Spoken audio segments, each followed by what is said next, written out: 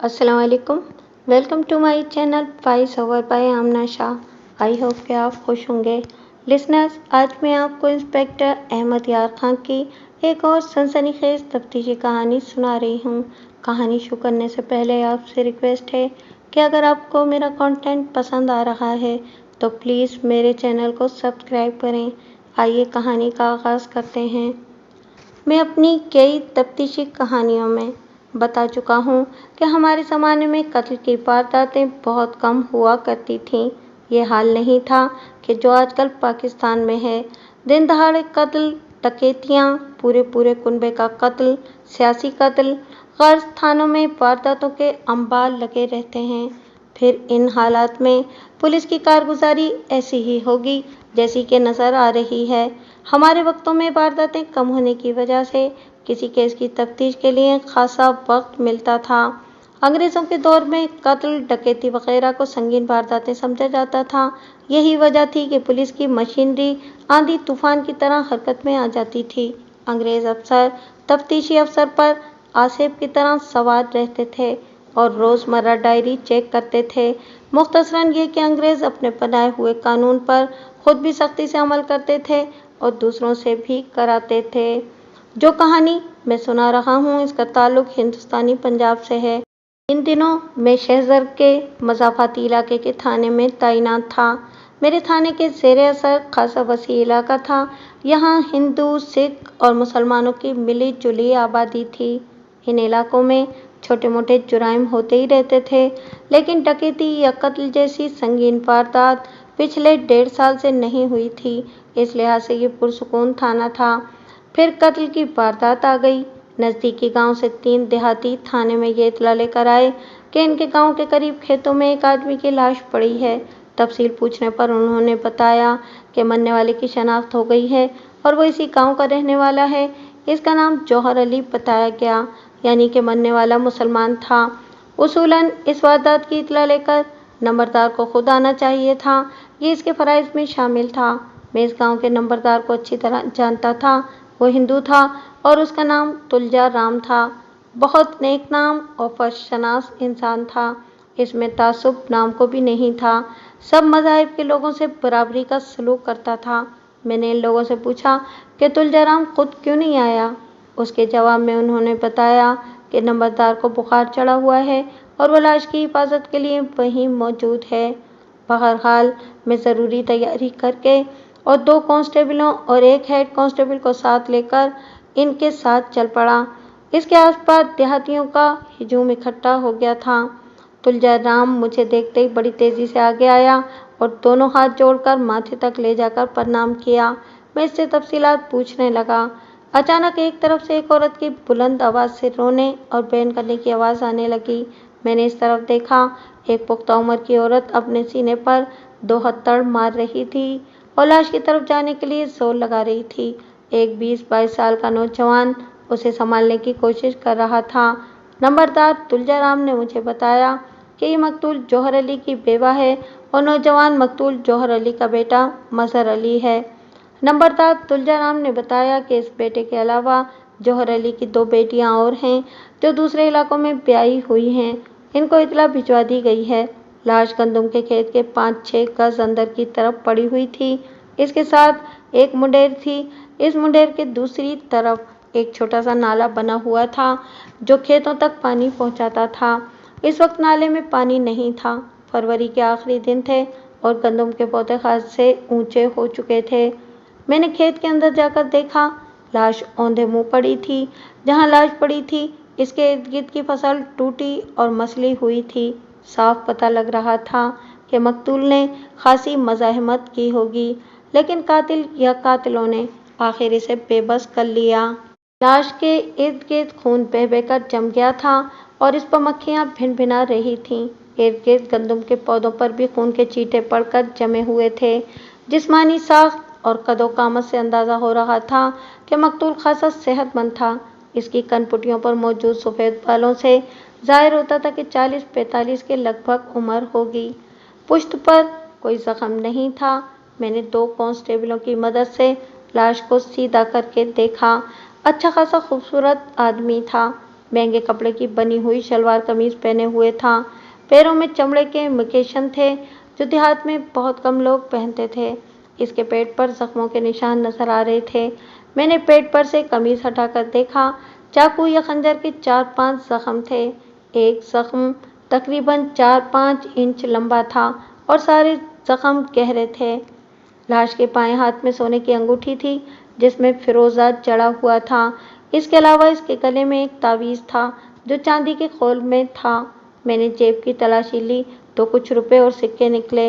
ये सब चीजें मैंने अपने कब्जे में ले ली, पर बड़ी बारीक बीनी से जाए वारदात का जायजा लिया, मगर कोई ऐसी चीज न मिली जो तफ्तीश में मदद कर सकती। हर तरफ गंदम की फसल और घास फूस होने की वजह से खुरे मिलने का भी सवाल ही पैदा नहीं होता था। लाश के साथ मिलने वाली अशिया से एक बात साबित हो गई कि कत्ल की वजह रुपया पैसा हरगिज नहीं हो सकती और न ही ये रहजनी का मामला है। कत्ल के अंदाज और जख्मों की तादाद से दुश्मनी जाहिर हो रही थी। कत्ल आमतौर पर औरत की वजह से या ज़मीन जायदाद के झगड़े की वजह से होते हैं। मैंने बड़ी बारीक बीनी से मुआयना किया था, मगर मुझे जाए वारदात पर किसी औरत की मौजूदगी के आसार नहीं मिले थे। मैंने नक्शा सूरत हाल मुरतब किया, लाश से मिलने वाली अशिया का इंदराज किया और दीगर ज़रूरी कागजी कार्रवाई करके नंबरदार तुलजाराम और दूसरे मोअज़्ज़िज़ीन से बतौर गवाह दस्तखत करा लिए। इस तरह मैंने लाश कानूनी तौर पर अपने कब्जे में लेकर नंबरदार से कहा कि एक चारपाई और चादर मंगवा ले। चारपाई आ गई तो लाश को उस पर डालकर चादर से ढांक कर पोस्टमार्टम के लिए भिजवा दिया। तुलजाराम ने चारपाई उठाने के लिए अपने 4 आदमी साथ कर दिए थे। मैंने हेड कांस्टेबल को साथ भेज दिया। जब वो लोग लाश लेकर जाने लगे तो मकतूल की बेवा इस कदर दर्दनाक अंदाज में बयान करने लगी कि वहाँ मौजूद सब लोगों की आंखें भीग गईं। हम पुलिस वालों को अपने ऐसे मौक़ों पर अपने दिल पत्थर के बनाना पड़ते हैं, वरना तफ्तीश ही ना कर सकें। बहरहाल लाश चली गई। मैं नंबरदार तुलजाराम के साथ उसके पक्के मकान की बैठक में आ बैठा। मैंने मकतूल की बेवा और उसके बेटे से बयान लेने से पहले ज़रूरी समझा कि नंबरदार तुलजाराम से मकतूल जौहर अली के मुतालिक मालूमात ले लूँ। नंबरदार अपने इलाके के हर मर्द औरत के बारे में इतनी मालूमात रखते थे जितनी कि इनको अपने खून के बारे में भी मालूम नहीं होती थी। नंबरदार मेरी ज़रूरत जानता था कि मुझे किस किस्म की मालूमात की ज़रूरत है, इसलिए उसने मकतूल जौहर अली के मुतालिक बताना शुरू कर दिया। जहाँ ज़रूरत पड़ी मैं इससे सवाल भी पूछता गया। इन मालूमात की रोशनी में मकतूल जौहर अली की जो शख्सियत मेरे सामने आई वो मैं अपने अल्फाज में सुना देता हूँ। जौहर अली की गांव में खासी ज़मीन थी जिससे इसको साल भर का अनाज मिल जाता था। इसकी वजह यह थी कि वो खुद ज़मीनों पर काम करना पसंद नहीं करता था। उसने ज़मीन बटाई पर दे रखी थी। खुद वो शहर की मंडी में आड़त का काम करता था। यही वजह थी कि इसमें शहरियों जैसे चाव चौंचले पाए जाते थे। बड़ा शौकीन मिजाज और शौबाज था। तुलजाराम ने जो अहम बात बताई वो ये थी कि औरतों का शिकारी था। गोरे चिट्टे रंग और अच्छे नैन नक्श की वजह से औरतें उसकी जानिब माइल हो जाती थीं। इस उम्र में भी ऐसी हरकतों से पास न आया था। जुआ भी खेलता था, मगर नशे से दूर भागता था। सिगरेट तक नहीं पीता था। नंबरदार तुलजाराम का और मेरा अपना भी यही ख्याल था कि जौहर अली ने ज़रूर किसी की बहन, बेटी या बीवी से याराना लगाने की कोशिश की होगी। इसके वारिसों को इस बात का इल्म हो गया और उन्होंने मौका पाकर इसका काम तमाम कर दिया। अब ये मेरा काम था कि मालूम करूं कि मकतूल जौहर अली के ताल्लुकात आजकल किस औरत के साथ थे। ये मालूम करना बेहद ज़रूरी था। तुलजाराम ने यह भी बताया था कि अब इस पुख्ता उम्र में आकर मकतूल जौहर अली औरतों के मामले में मोहतात हो गया था। दरअसल इसे इसकी जवानी ने ज़्यादा बदनाम किया था। जवानी कुछ नहीं देखती, कुछ नहीं सोचती कि जो कुछ वो करने जा रहा है इसका अंजाम क्या होगा। क्या तुम किसी ऐसी औरत के मुतालिक बता सकते हो मैंने नंबरदार तुलजाराम से पूछा जिसके साथ मकतूल के आजकल ताल्लुकात हों। मेरी नज़र में ऐसी एक ही औरत है। तुलजाराम ने कुछ देर सोचने के बाद कहा, वो भूपिंदर सिंह की बीवी रैनी कौर है। इसके बाद नंबरदार तुलजाराम ने मुझे एक लंबी सी बात सुना दी। ये बात चूँकि खासी दिलचस्प है इसलिए मैं इसे पूरी तफसील से अपने अल्फाज में सुना रहा हूँ। मालूम नहीं ये बात सच है या झूठ। सुना है कि भूपिंदर सिंह शराब के नशे में धुत जुए में अपनी घरवाली को जौहर अली के आगे हार गया था। बाद में जब भूपिंदर का नशा उतरा तो उसने अपनी खूबसूरत बीवी को जौहर अली के हवाले करने से इनकार कर दिया। इस बात पर झगड़ा बढ़ गया। दूसरे जुआरियों ने बीच बचाव करा दिया और फैसला दिया कि असूलन तो भूपिंदर सिंह ने हमारे सामने अपनी बीवी जौहर अली के आगे हार दी है। अगर जौहर अली ये बाजी हार जाता तो भूपिंदर की घरवाली रैनी सिंह अब जौहर अली की मिल्कियत है। फिर भी हम जौहर अली से दरख्वास्त करते हैं कि वो भूपिंदर सिंह के साथ रियायत करे। इसके जवाब में जौहर अली ने कहा कि वो भूपिंदर सिंह के साथ इतनी रियायत कर सकता है कि जितनी रकम इसने दांव पर लगाई थी वो इसे दुगनी रकम देकर अपनी बीवी छुड़ा ले। इस बात पर भूपिंदर सिंह परेशान हो गया कि वो इतनी ज़्यादा रकम का फौरी तौर पर इंतजाम नहीं कर सकता था। तब जौहर अली ने कहा कि वो भूपिंदर सिंह को 1 हफ्ते की मोहलत दे देता है। वो 1 हफ्ते तक पैसों का इंतजाम कर ले और अगर वो इंतजाम ना कर सका तो फिर वो इसकी बीवी छीन लेगा। भूपिंदर ये बात मान गया। भूपिंदर सिंह मामूली मज़ारे था, बड़ी मुश्किल से घर का दाल दलिया पूरा करता था। इतनी बड़ी रकम का इंतजाम करना नामुमकिन नहीं तो बेहद मुश्किल ज़रूर था। इसलिए उसने इधर उधर से दोस्तों से यारों से उधार पैसे मांगने शुरू कर दिए। मगर इसके यार दोस्त भी माली लिहाज से इसी जैसे थे। 4 दिन गुजर गए थे और वो बहुत थोड़े पैसे जमा कर सका था। सिर्फ 3 दिन बाकी रह गए थे और भूपिंदर सिंह को साफ नजर आ रहा था कि वो मतलूबा रकम का इंतजाम नहीं कर सकेगा। इसके हाथ पांव फूल गए और इसे अपनी बीवी हाथ से निकलती नजर आने लगी। अचानक इसे ख्याल आया कि इसकी घरवाली के पास थोड़ा सा जेवर पड़ा हुआ है। अगर वो अपना जेवर देने पर आमादा हो जाए तो फिर काम बन सकता है। रैनी कौर अपने जेवर को बहुत संभाल कर रखती थी। उसे मालूम था कि उसका खामिन जुआ खेलता है और जुआरी का कोई भरोसा नहीं होता। जुआरी हारता भी जाता है और इस उम्मीद पर खेलता भी जाता है कि वो एक ही बाजी में सारा नुकसान पूरा कर लेगा। इसी उम्मीद पर वो अपनी आखिरी पूंजी और फिर घर का सामान भी दांव पर लगा देता है। बास बेगैरत और बेहिस जुआरी अपनी बीवी को भी ताश के पत्तों की तरह भेंट चढ़ा देते हैं। भूपिंदर की बीवी बड़ी सख्त तबीयत की औरत थी। इसमें सिक्कों वाली बेबाकी भी थी और वो मुंह फट होने के साथ साथ हद छुट भी थी। अक्सर भूपिंदर को नंगी गालियां बकती थी और हाथापाई पर भी उतर आती थी। भूपिंदर सिंह अगर इससे जेवर मांगता तो वो कभी भी ना देती। भूपिंदर ने अपनी बीवी का जेवर चोरी करने का फैसला कर लिया। इसे ये मालूम था कि अगर बीवी को ये बात मालूम हो गई तो घर में बड़ा दंगा फसाद होगा। दूसरी तरफ ये इसकी गैरत और इज्जत का मसला था। भूपिंदर बेगैरत नहीं था लेकिन देसी शराब के नशे की तरंग में अपनी इज्जत गैरत दांव पर लगा बैठा था। रैनी कौर ने अपना जेवर एक जस्ती ट्रंक में रखा हुआ था। इस ट्रंक को ताला लगा रहता था और इस ताले की चाबी रैनी कौर ने एक डोरी में पिरोकर गले में डाल रखी थी। आधी रात के वक्त जब रैनी गहरी नींद सो रही थी तो भूपिंदर ने बड़ी उस्तादी से उसके गले से चाबी निकाल ली और ट्रंक का ताला खोलकर जेवर ढूंढने लगा। कपड़ों के अंदर निचली तह में जेवर इसे मिल गया। भूपिंदर ने अंधेरे में टटोल कर ये सारी कार्रवाई की थी। फिर इसने ट्रंक को दोबारा ताला लगा दिया। लेकिन भूपिंदर की किस्मत खराब थी या इसे शामत आमाल कह लें कि इसी वक्त सहन में 2 बिल्लियां लड़ने लगीं और बड़ी भी खौफनाक आवाज में गुर्राने लगीं। इनकी आवाज से रैनी कौर की आंख खुल गई और फिर भूपिंदर रंगे हाथों पकड़ा गया। फिर वही हुआ जिसका डर था।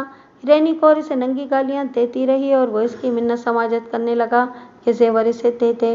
रैनी कौर ने भूपिंदर सिंह से कहा कि वो सीधी तरह बताए कि इसे जेवर चोरी करने की ज़रूरत क्यों पड़ गई है। पहले तो भूपिंदर ने टालने की कोशिश की लेकिन रैनी कौर टलने वाली औरत तो थी नहीं। आखिर भूपिंदर ने उसे असल बात बता दी। इसके बाद रैनी कौर ने बुलंद आवाज से बोलना शुरू कर दिया और ऐसी सुनाई कि भूपिंदर को शर्म से पसीना आ गया। इर्द गिर्द के हमसाए भी जाग उठे और यूं सुबह तक सारे गांव वालों को मालूम हो गया कि भूपिंदर ने क्या बेगैरती दिखाई है। रैनी कौर ने कहा कि मैं कोई गाय या बकरी नहीं हूँ कि भूपिंदर ने पाप का माल समझकर मुझे दांव पर लगा दिया। अगर मेरा खामिन बेगैरत हो गया है तो मैं इससे बढ़कर बेगैरत बनकर दिखाऊंगी। अब मैं इसकी हूँ जिसने मुझे जुए में जीता है। इसके बाद इसने भूपिंदर को अपने करीब आने और हाथ लगाने से मना कर दिया। फिर रैनी कौर ने इंतकामन जौहर अली से ऐसे मरासिम पैदा कर लिए जिनकी कोई भी मजहब इजाज़त नहीं देता और जो नाजायज़ कहलाते हैं। ये भूपिंदर की गैरत पर ऐसी चोट थी कि इसे चुप लग गई और वो अंदर ही अंदर खुलने लगा। वो सरेआम कहता फिरता था कि जब भी मौका मिला वो रैनी कौर और जौहर अली को कत्ल कर देगा। बाद में जौहर अली ने उसे जीत की रकम माफ़ कर दी, मगर रैनी कौर ने भूपिंदर को माफ़ नहीं किया था। वो सरेआम दूसरे मर्दों से दोस्तियां लगाने लगी थी। दूसरे लफ्ज़ों में जोश-ए इंतकाम में अंधी होकर ऐसे रास्ते पर चल पड़ी थी जिसका इख्तिताम एक गहरी खाई पर होता था। इस दौरान 2-3 मरतबा जौहर अली और भूपिंदर का झगड़ा भी हुआ और नौबत हाथापाई से डांग सोटे तक भी पहुंची, लेकिन भूपिंदर इस बात से मार खा जाता था कि इसकी अपनी मुर्गी खराब थी जो दूसरों के यहाँ जाकर अंडा देती थी। इसके दिल में जौहर अली के खिलाफ दुश्मनी पक्की हो गई थी। वो जौहर अली ही था जिसकी वजह से इसे अपनी इतनी खूबसूरत बीवी से न सिर्फ हाथ धोना पड़े बल्कि हर तरफ इसकी बेइज्जती और बेगैरती के चर्चे हो गए। ये तकरीबन 1.5 माह पहले की बात थी। तुलजाराम ने भूपिंदर सिंह की कहानी सुनाई तो मुझे यूं लगा कि उसने भूपिंदर सिंह की सूरत में जौहर अली के कातिल को मेरे सामने लाकर खड़ा कर दिया है।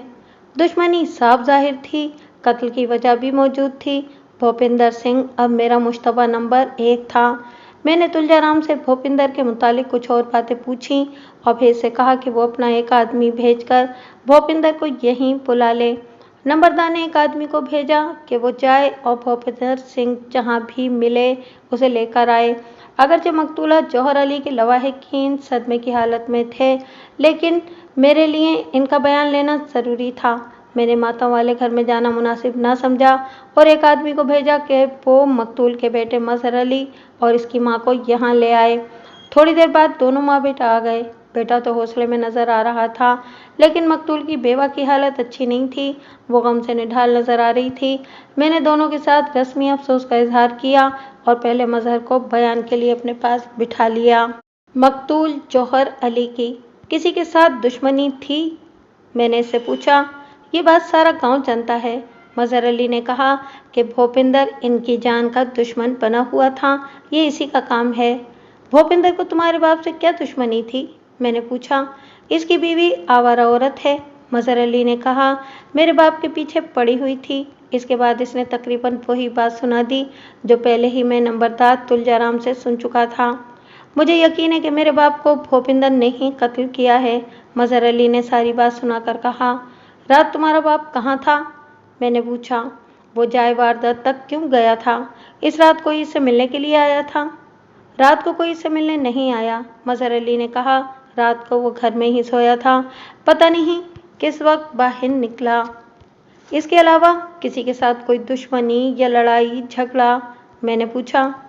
छोटे मोटे लड़ाई झगड़े तो चलते ही रहते हैं, इसने कहा, लेकिन किसी के साथ ऐसी दुश्मनी नहीं थी कि कत्ल तक नौबत आ जाए। सुना है कि मकतूल औरतों का शिकारी था, मैंने इसे कहा। इसमें मेरे बाप का कसूर नहीं, उसने कुछ नागवारी से कहा। लोग तो बात का पतंगड़ बना लेते हैं। मेरा बाप ऊंचा, लंबा और खूबरू मर्द था। इसके बरक्स अक्सर हिंदू मोटे, बशक्ल या फिर बिल्कुल ही मरियल होते हैं। ऐसे ही लोगों की बीवियां मेरे बाप के पीछे लगी रहती थीं और बदनाम करती थीं। वो आखिर बेटा था, अपने बाप की हिमायत तो कुदरती बात थी। एक बात याद आ गई है, मजहर अली ने अचानक कहा। हो सकता है कि आपके काम की हो। आजकल मेरा बाप बहुत परेशान रहता था। उसने बताया था कि आड़त के काम में बहुत नुकसान हो गया है। इसके मुकाबले में मंडी में मौजूद चंद हिंदू आड़तियों ने ऐसा चक्कर चलाया कि मेरा बाप समझ ना सका और घाटा खा गया। वो पैसे की वजह से बहुत परेशान था। वो कहता था कि पाँव जमाने के लिए फौरी तौर पर खासी रकम की ज़रूरत है। मैंने ये बात अपने जहन में रख ली, मगर मेरा ख्याल था कि कारोबार में ऐसी ऊंच नीच होती ही रहती है और कारोबारी हरीफ एक दूसरे को नीचा दिखाने के लिए ऐसी हरकतें करते रहते हैं। अगर इस मामले की वजह से कोई कत्ल होता तो वो जौहर अली ना होता, बल्कि जौहर अली के हाथ इसका कोई कारोबारी हरीफ हिंदू कत्ल होता। बहरहाल मैंने मजहर अली से अपने काम की कुछ और बातें पूछकर इसकी वालदा यानी कि मकतूल जौहर अली की बेवा को बुला लिया। इससे भी मैंने वही बातें पूछी जो मजहर अली से पूछी थी। इसने तकरीबन वही जवाब दिए जो उसका बेटा मजहर अली दे चुका था।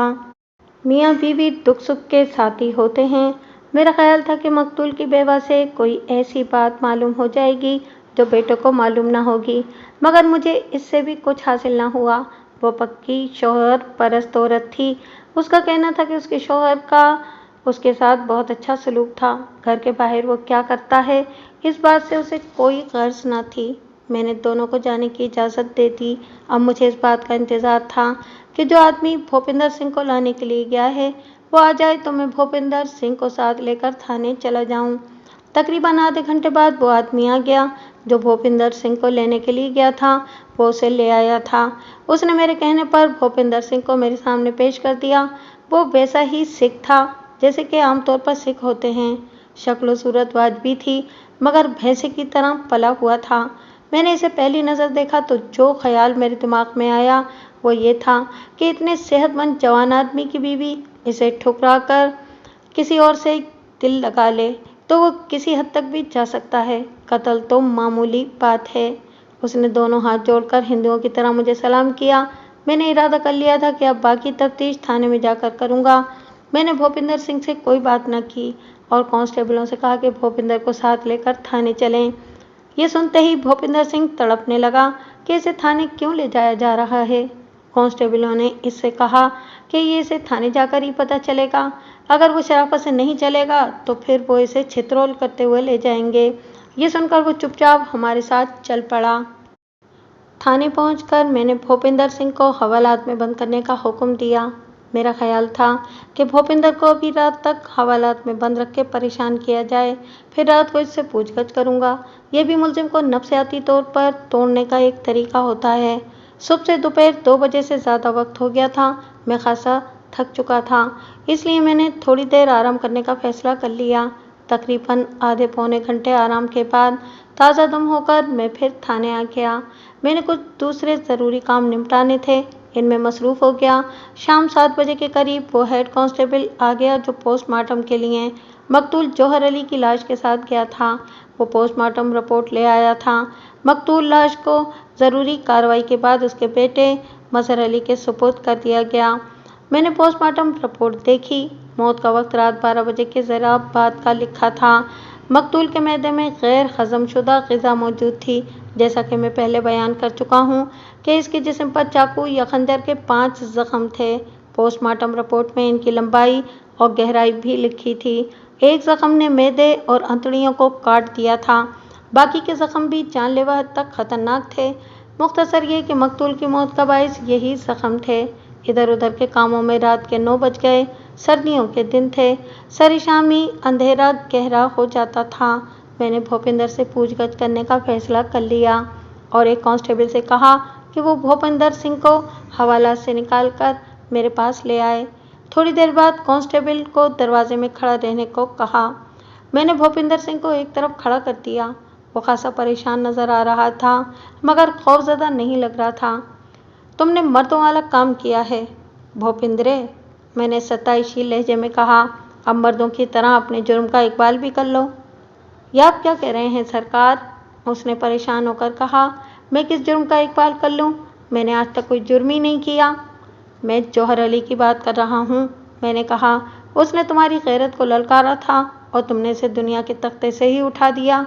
तुम्हारी जगह कोई भी गैरतमंद होता तो यही करता। ये गलत है सरकार, इसने भीख मांगती हुई आवाज़ में दोनों हाथ जोड़कर कहा। मैंने जौहर अली को नहीं मारा।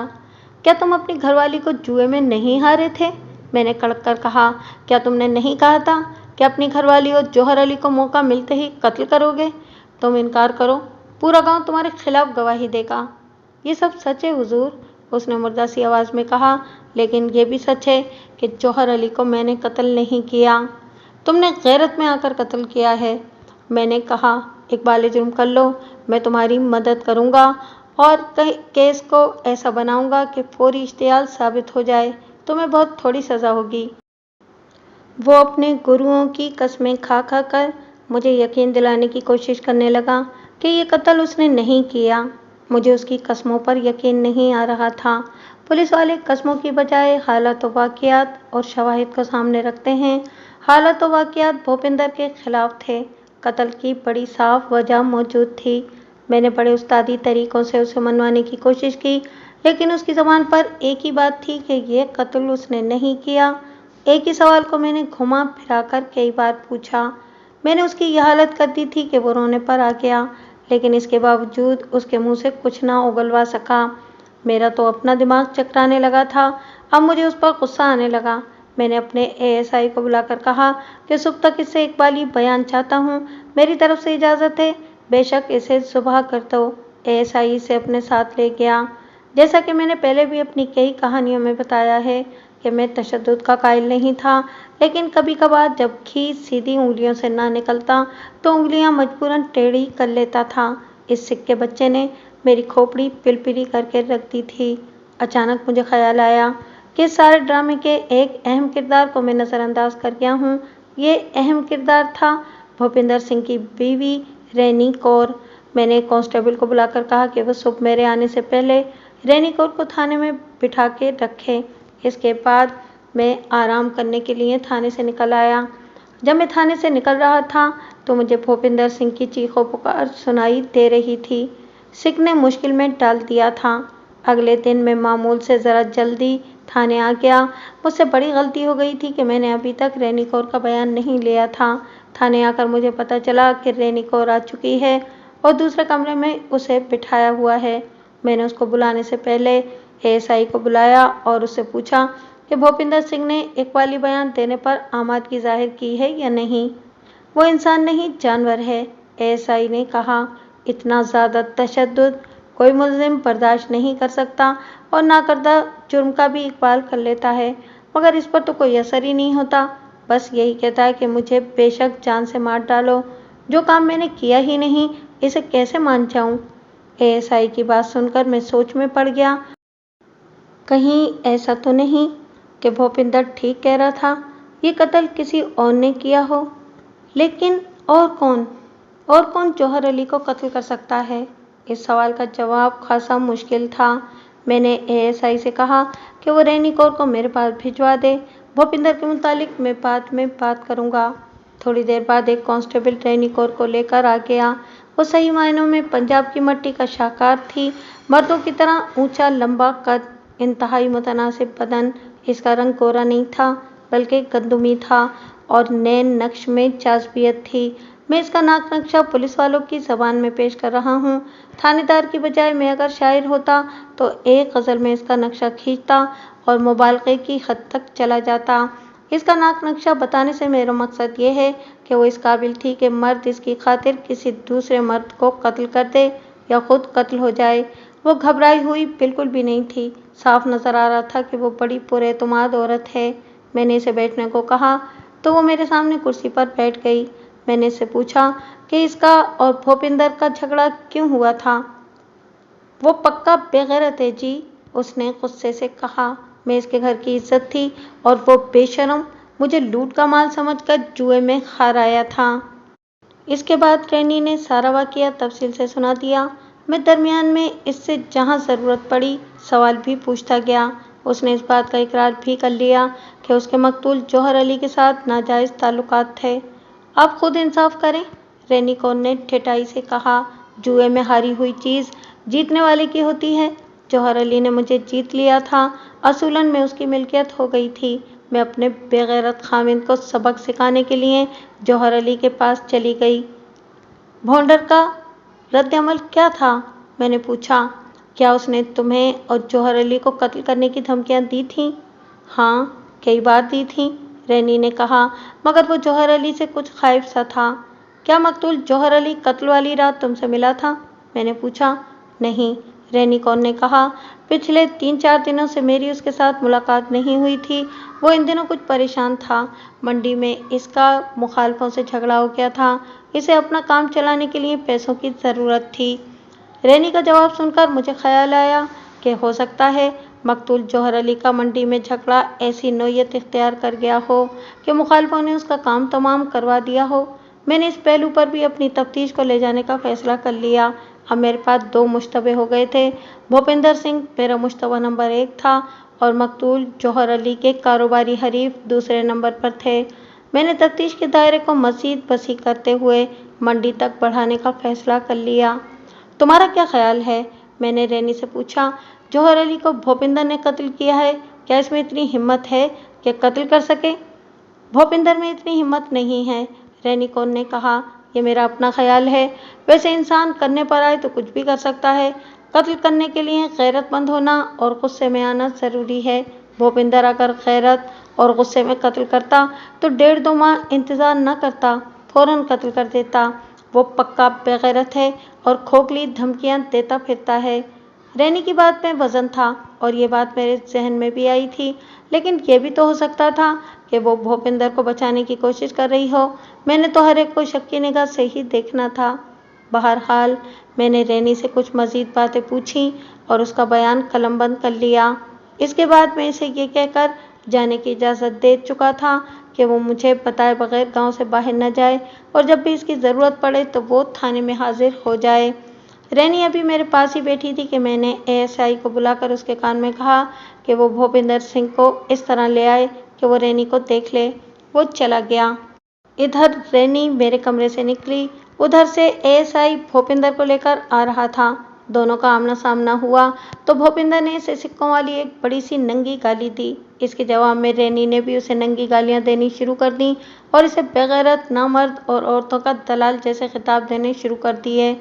भूपिंदर सिंह ने रैनी पर हमला करने की कोशिश की, मगर एएसआई से खींचकर मेरे पास ले आया और रैनी बकती झकती थाने से निकल गई। गुस्से के मारे भूपिंदर का बुरा हाल था। उसके मुंह से कफ उड़ रहा था और वो रैनी को गालियां बक रहा था। मैंने इसे खामोश होने को कहा तो वो चुप हुआ। मैंने इसके गुस्से से फ़ायदा उठाने का फैसला कर लिया और इसे कहा कि इसकी बीवी ये बयान देकर गई है कि कत्ल वाली रात उसने मकतूल जौहर अली को अपने खामिंद के साथ खेतों की तरफ जाते देखा था। बकवास करती है हरामखोर, भूपिंदर सिंह ने कहा। वो मुझे फाई लगवाना चाहती है। मैं तुम्हें फांसी नहीं लगने दूंगा। मैंने कुर्सी से उठकर उसके कंधे पर हाथ मारकर कहा, ये मर्दों वाला वादा है। तुम इकबाली बयान दे दो, फिर इस केस से तुम्हें निकालना मेरा काम है। उसने ऐसी नज़रों से मेरी तरफ देखा जिनमें बेएतबारी साफ नजर आ रही थी। वो कुछ सोचने लगा, जैसे कोई फैसला न कर पा रहा हो कि उसे क्या करना चाहिए। फिर उसके होंठों पर मुस्कुराहट आ गई। आपको मेरा इकबाली बयान चाहिए ना? उसने अजीब से लहजे में कहा। हाँ, मैंने कहा। मुझे सिर्फ आधे घंटे की छुट्टी दे दो साहब जी, उसने कहा। वापस आकर इकबाली बयान भी दूंगा और आला कत्ल भी पेश करूंगा। पहले इकबाली बयान दो, मैंने कहा। आला कत्ल बरामद कराओ, फिर कोई बात करना। आप पहले इकबाली बयान चाहते हैं तो लिखें, भूपिंदर ने कहा। मैंने अपनी बीवी रैनी कौर को बदचलनी और बदमाशियों की वजह से करपान से टुकड़े टुकड़े कर दिया है। ये क्या बकवास है? मैंने इसकी बात काट कर गुस्से से पूछा। मैं मकतूल जौहर अली के कत्ल की बात कर रहा हूँ और तुम बात को किधर ले जा रहे हो? जौहर अली का कत्ल मैंने नहीं किया, उसने बड़े पुख्ता लहजे में कहा। ये बात आप लिख लें, रैनी मेरे हाथों कत्ल होगी। मुझे सिर्फ आधे घंटे के लिए छोड़ दें, मैं इस हरामखोर का काम करके पेश हो जाऊंगा। मैंने इससे पहले भी कई तफ्तीशी कहानियों में सिक्कों के मुतालिक लिखा है। ये बड़े जज्बाती होते हैं और कत्ल करके बड़े फ़ख्र से थाने में पेश हो जाते थे। इनके साथ ज़्यादा मगज़ नहीं खपाना पड़ता था, मगर इस सिक ने मुझे मुश्किल में डाल दिया था। अब तो मुझे भी शक होने लगा था कि जौहर अली को इसने कत्ल नहीं किया। मैंने इसके साथ बड़ा मगज़ खपाया था, लेकिन हासिल कुछ भी ना हुआ। मैंने इसे वापस हवालात में भिजवा दिया और ख़ुद सर पकड़कर बैठ गया। कुछ समझ नहीं आ रहा था कि वारदात को दूसरा दिन हो चुका था और मैं अभी तक किसी नतीजे पर नहीं पहुंच पाया था। मैंने अगले दिन का लाएअमल बनाया कि अब तफ्तीश को किस रुख पर लेकर जाना है। मुझे भूपिंदर सिंह के अलावा भी कुछ इम्कानात पर गौर करना था। मैं अगले दिन का प्रोग्राम बनाकर थाने से आ गया। अगले दिन क्या होने वाला है ये तो कोई नहीं जानता। मैं भी नहीं जानता था कि क्या होने वाला है। मैं सो रहा था जब मेरे सरकारी क्वार्टर का दरवाज़ा खटखटाया जाने लगा। दस्तक की आवाज़ से मेरी आंख खुल गई। मैंने करीबी मेज़ पर पड़ी कलाई घड़ी उठाकर देखा। सुबह के 4 बज रहे थे। सर्दियों के दिन थे। इस वक्त मलगा जैसा उजाला फैल रहा था। मैं समझ गया कि थाने से कोई आया होगा। ضرور کوئی ایسی واردات کی اطلاع آئی ہوگی جس کے لیے میری موجودگی ضروری تھی۔ چھوٹی موٹی واردات کے لیے مجھے کوئی جگانے نہیں آ سکتا تھا۔ میں نے دروازے پر جا کر دیکھا۔ میری توقع کے عین مطابق ایک کانسٹیبل کھڑا تھا۔ میں نے اس سے پوچھا کہ کیا بات ہے؟ قتل کی واردات آئی ہے جناب، کانسٹیبل نے سردی سے کانپتی ہوئی آواز میں کہا۔ نمبردار تلجا رام کا بیٹا قتل ہو گیا ہے۔ واردات کی اطلاع لے کر کون آیا ہے؟ میں نے پوچھا۔ نمبردار تلجا رام خود آیا ہے جناب، کانسٹیبل نے کہا۔ میں نے کانسٹیبل سے مزید کچھ پوچھ کر وقت ضائع کرنا مناسب نہ سمجھا اور جلدی جلدی وردی پہن کر اس کے ساتھ تھانے کی طرف چل پڑا۔ تھانے پہنچا تو وہاں تلجا رام رونی صورت بنائے بیٹھا تھا۔ مجھے دیکھتے ہی وہ کھڑا ہو گیا۔ میں اس کے آگے بڑھ کر اس کے کندھے پر تھپکی دے کر اسے حوصلہ دیا۔ بڑا ظلم ہوا ہے سرکار، اس نے رندی ہوئی آواز میں کہا۔ میرا ایک ہی بیٹا تھا۔ تلجا رام کے منہ سے ٹھیک طرح سے بات بھی نہیں نکل رہی تھی۔ میں نے اسے تسلی دلاسا دیا تو وہ کچھ سمجھ گیا۔ اس کے بیٹے کا نام دیا رام تھا اور یہی ایک بیٹا اس کی کل اولاد تھا۔ اسے تو پچھاڑے مار مار کر رونا چاہیے تھا، مگر وہ بڑے حوصلے میں تھا۔ میں اس کا حوصلہ اور ضبط دیکھ کر حیران رہ گیا۔ میں نے تلجا رام کی حالت پر غور کیا تو بڑا حیران ہوا۔ اس کے سفید کپڑے خون آلود تھے، خون کے بڑے بڑے دھبے اور چھینٹے پڑے ہوئے تھے۔ کرتے کا ایک بٹن بھی ٹوٹا ہوا تھا۔ میرے استفسار پر اس نے آنسو بھری آواز میں بتایا کہ اس کے بیٹے نے اس کی گود میں دم توڑا تھا، کپڑوں پر اس کا خون لگ گیا تھا۔ یہ تفصیل میں آگے چل کر تلجا رام کے بیان میں پیش کروں گا۔ میں نے FIR درج کی اور تلجا رام کا بیان لینے میں وقت ضائع کرنے کی بجائے راستے میں اس سے پوچھ گچھ کرتا گیا۔ ہم گاؤں پہنچے تو تلجا رام کی حویلی کے باہر کچھ لوگ کھڑے تھے۔ دیہات کے لوگ صبح سویرے اٹھ کر اپنے دن کا آغاز کر دیتے ہیں اور شام ڈھلتے ہی اپنے گھروں میں گھس جاتے ہیں۔ تلجا رام کی حویلی پکی اینٹوں سے بنی ہوئی تھی اور 2 منزلہ تھی۔ اوپر کی منزل پر صرف 2 کمرے تھے جو ساتھ ساتھ بنے ہوئے تھے۔ بیرونی دروازے سے اندر داخل ہوئے تو آگے کچا صحن تھا جس پر گائے کے گوبر سے لپائی کی گئی تھی۔ صحن میں ایک طرف ایک گائے بندھی ہوئی نظر آ رہی تھی۔ ہندو گائے کو مقدس اور اس کے گوبر پیشاب کو پاک سمجھتے ہیں، اس لیے خاص طور پر گائے کے گوبر اور پیشاب سے اپنے باورچی خانے اور گھر کی لپائی کرتے ہیں۔ یوں تو تلجا رام کے پاس بے شمار مویشی ہوں گے جو اس نے باہر کہیں باڑے وغیرہ میں رکھے ہوں گے۔ گھر میں یہ گائے برکت کے لیے رکھی ہوئی ہوگی، یہ ان کی ماتا بھی تھی۔ صحن کے سامنے کی طرف جہاں صحن ختم ہوتا تھا وہاں ایک برآمدہ تھا اور برآمدے کے بعد 4 کمرے بنے ہوئے تھے۔ بائیں طرف ایک اناج ذخیرہ کرنے کے لیے اسٹور نما کمرہ بنا ہوا تھا اور صحن کے دائیں طرف سے ایک سیڑھی اوپر والی منزل کی طرف جاتی تھی۔ تلجا رام نے بتایا کہ اس کا بیٹا اوپر والے کمرے میں سوتا تھا اور اسے اوپر الگ تھلگ رہنا پسند تھا۔ وہ اوپر والے کمرے میں ہی قتل ہوا تھا۔ میں سیڑھیاں چڑھ کر اوپر چلا گیا۔ دائیں طرف والا کمرہ دیا رام کا بیڈ روم تھا اور بائیں طرف والے کمرے میں دیا رام کا سامان وغیرہ پڑا تھا۔ میں بیڈ روم میں داخل ہوا تو ایک شاہانہ قسم کے بیڈ پر دیا رام پشت کے بل پڑا تھا۔ چہرے پر اذیت کے آثار تھے اور آنکھیں کھلی ہوئی تھیں۔ اس کی آنکھوں میں ایسی حیرانگی تھی جیسے پوچھ رہی ہوں کہ یہ کیا ہو گیا۔ بستر کی چادر پر خون ہی خون جمع ہوا تھا، ارد گرد بھی خون کے چھینٹے پڑے ہوئے تھے۔ لاش کے دونوں ہاتھوں نے اپنا سینہ پکڑ رکھا تھا۔ سینے پر دل کے مقام والی جگہ سے کرتا دونوں مٹھیوں میں جکڑا ہوا تھا۔ سینے پر ایک گہرا زخم تھا جس سے خون بہہ بہہ کر جم گیا تھا۔ آلہ قتل وہاں موجود نہیں تھا، اسے غالباً لمبے پھل والے چاقو سے قتل کیا گیا تھا۔ تلجا رام نے اپنے بیٹے دیا رام کی عمر 15-16 سال بتائی تھی۔ میں مقتول دیا رام کو دیکھ کر حیران رہ گیا۔ وہ اتنا صحت مند تھا کہ 15-16 سال کی بجائے 20-22 سال کا لگتا تھا۔ میری حیرانی کی وجہ یہ تھی کہ دیا رام مقتول کا قد کسی بھی طرح 6 فٹ سے کم نہ ہوگا۔ مرنے کے باوجود اس کا گورا رنگ ماند نہیں پڑا تھا۔ اس کے برعکس تلجا رام اور اس کی بیوی گندمی سے رنگ کے مالک تھے اور قد کاٹ بھی درمیانہ تھا۔ بعض عام سی شکل کے ماں باپ کی اولاد بہت خوبصورت ہوتی ہے، یہ بات کئی بار مشاہدے میں آ چکی ہے۔ میں چوں چوں مقتول کے چہرے کی طرف دیکھ رہا تھا، مجھے کوئی خاص بات محسوس ہو رہی تھی، مگر کوشش کے باوجود جو میرا احساس تھا وہ الفاظ میں نہ ڈھل سکا اور میں سمجھ نہ سکا کہ میرا ذہن کیا سمجھانا چاہ رہا ہے۔ کوئی ایسی بات ضرور تھی جو میرے ذہن میں چبھ رہی تھی لیکن اس وقت میں سمجھ نہیں پا رہا تھا۔ فرش پر کرتے کا ایک بٹن پڑا ہوا تھا۔ بٹن میں نے اٹھا کر جیب میں رکھ لیا۔ ये कातिल का भी हो सकता था। मैंने देखा था कि तुलजाराम के कुर्ते का बटन भी टूटा हुआ था। जिस वक्त वो अपने दम तोड़ते बेटे को संभाल रहा था, तो हो सकता था कि ये बटन उस वक्त टूटा हो। मैंने बड़ी बारीक बीनी से पूरे कमरे का जायजा लिया, फिर मकतूल के कपड़ों की तलाशी ली और तकिए को उठाकर देखा कि शायद कोई ऐसी चीज़ मिल जाए जो तफ्तीश में मदद दे, लेकिन कोई ऐसी चीज़ मेरे हाथ ना लगी। मैंने मौके पर जो कार्रवाई करनी थी वो की और लाश को पोस्टमार्टम के लिए भिजवाने का बंदोबस्त किया।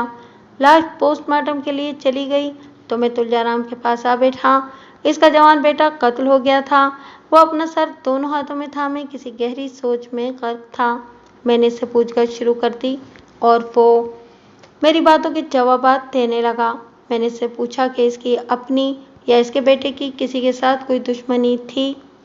मैंने कभी किसी को दुश्मन नहीं बनाया, तुलजाराम ने कहा। हर किसी के साथ प्यार मोहब्बत किया है, हर किसी को दोस्त बनाया है। यही हाल दयाराम का था। वो तो बड़ा ही मासूम था। इसकी आंखों में आंसू आ गए। ये एक बाप की सोच थी कि उसका जवान बेटा बड़ा मासूम था। मेरा ख्याल इसके बरक्स था। जवानी की उम्र हो, खुशहाली हो और बेटा लाडला भी हो तो फिर बहकने के इम्कानात 100% होते हैं। मैंने ऐसी मालूमात गांव वालों से और मकतूल दयाराम के बेतकल्लुफ़ दोस्तों से लेनी थी। मैं खासी देर तक तुलजाराम से पूछताछ करता रहा। इससे मुझे जो कुछ हासिल हुआ हो वो मैं आपको तरतीब से सुना देता हूँ। तुलजाराम की शादी कांता देवी से हुई थी। शादी को 3-4 साल गुजर गए मगर कोई औलाद न हुई। उन्होंने बड़ी भाग दौड़ की। किसी ने जो भी इलाज बताया वो किया। देसी टोने टोटके, विलायती दवाइयाँ खाईं मगर ला हासिल। जब थक हार कर बैठ गए तो शादी के 6ठे साल कांता की गोद हरी हो गई और बेटा पैदा हुआ। चूंकि ये बेटा बड़ी मुरादों और दुआओं के बाद पैदा हुआ था, इसलिए तुलजाराम की बीवी कांता ने हिंदू अकीदे के मुताबिक इसका नाम दयाराम रख दिया, यानी राम की मेहरबानी। उन्होंने बड़े लाड प्यार से उसकी परवरिश की। बेटे की खुशी में सारे गांव में खुशियां मनाई गई थीं। गांव के लोग तुलजाराम को बहुत पसंद करते थे। दयाराम बड़ा खूबसूरत जवान निकला। वो छोटी उम्र से ही बड़ा समझदार और सुलझा हुआ था। कत्ल की वारदात के बारे में तुलजाराम ने बताया कि इसे पेशाब की बीमारी है। वो रात को 2-3 मरतबा पेशाब के लिए उठता है। कत्ल वाली रात भी वो सोया हुआ था कि इसे बड़े जोर की पेशाब की हाजित हुई। इसने सोने की कोशिश की, लेकिन जब तक वो पेशाब नहीं कर लेता था इसे नींद नहीं आती थी। अगर वो ज़बरदस्ती पेशाब को रोकने की कोशिश करता तो बिस्तर पर ही उसका पेशाब निकल जाता था। वो पेशाब करके अपने कमरे की तरफ आ रहा था कि अचानक उसे ऊपर बेटे के कमरे से कराहने की आवाज़ सुनाई दी। वो घबरा गया और बेटे के कमरे की तरफ भागा। कमरे का दरवाज़ा अंदर से बंद नहीं था, थोड़ा सा खुला हुआ था। वो कमरे में दाखिल हुआ तो अंदर का मंजर देखकर सकते में रह गया। दयाराम ने दोनों हाथों से अपना सीना पकड़ा हुआ था और उसके कपड़े खून से लथपथ हो रहे थे। वो बड़ी तकलीफ में था और खींच खींच कर सांस ले रहा था। तुलजाराम ने तड़प कर बेटे को संभाला और उससे पूछा कि क्या हुआ है। ओह बापू, बापू मैं गया, दयाराम ने इतना ही कहा और फिर इसने तुलजाराम के हाथों में ही दम तोड़ दिया। बेटे की लाश देखकर तुलजाराम की धाड़ निकल गई। इसकी बीवी कांता ये आवाज़ सुनकर ऊपर दौड़ी आई। जब उसने अकलौते बेटे को लाश की सूरत में देखा तो खौफ और सदमे से उसकी आंखें फैल गईं और वो सकते में आ गई। वो मुंह से एक लफ्ज़ भी ना बोली। तुलजाराम ने बताया कि कांता अभी तक इसी कैफियत में है। गांव की औरतों ने उसे रुलाने की बहुत कोशिश की है, लेकिन उसका सकता टूट ही नहीं रहा। तुलजाराम से बयान लेने के बाद मैंने इससे पूछा कि वो अच्छी तरह याद करके बताए कि जब वो थाने रिपोर्ट लिखवाने के लिए आया था तो उसकी हवेली का बैरूनी दरवाज़ा अंदर से बंद था या खुला हुआ था। इसके जवाब में उसने बताया कि दरवाज़ा खुला हुआ था। इसका मतलब था कि कातिल या तो मकतूल का कोई दोस्त था जिसे मकतूल खुद दरवाज़ा खोलकर अंदर ले आया था, या फिर कातिल दीवार फांदकर सहन में कूदा होगा और अपना काम करके इत्मीनान से दरवाज़ा खोलकर फरार हो गया। मैंने सहन में कातिल के खुरे देखने की बहुत कोशिश की, लेकिन वहाँ गोबर की लिपाई की वजह से किसी किस्म का निशान नज़र नहीं आ रहा था। मैंने सहन के अंदर दीवार के साथ साथ घूमकर सारी दीवार और ज़मीन को देखा, लेकिन मुझे कहीं कोई रगड़ या निशान नज़र न आया। यहाँ से फारिग होने के बाद मैं हवेली की बैठक में बैठ गया और तुलजाराम से मकतूल दयाराम के ख़ास दोस्तों के नाम पूछे। उसने 3 लड़कों के नाम बताए जिनके साथ उसकी बेतकल्लुफ़ी वाली दोस्ती थी। मैंने गांव के ही एक आदमी को भेजा कि इन तीनों लड़कों को यहाँ ले आए। आदमी गया और चंद मिनट बाद ही तीनों लड़कों को साथ ले आया।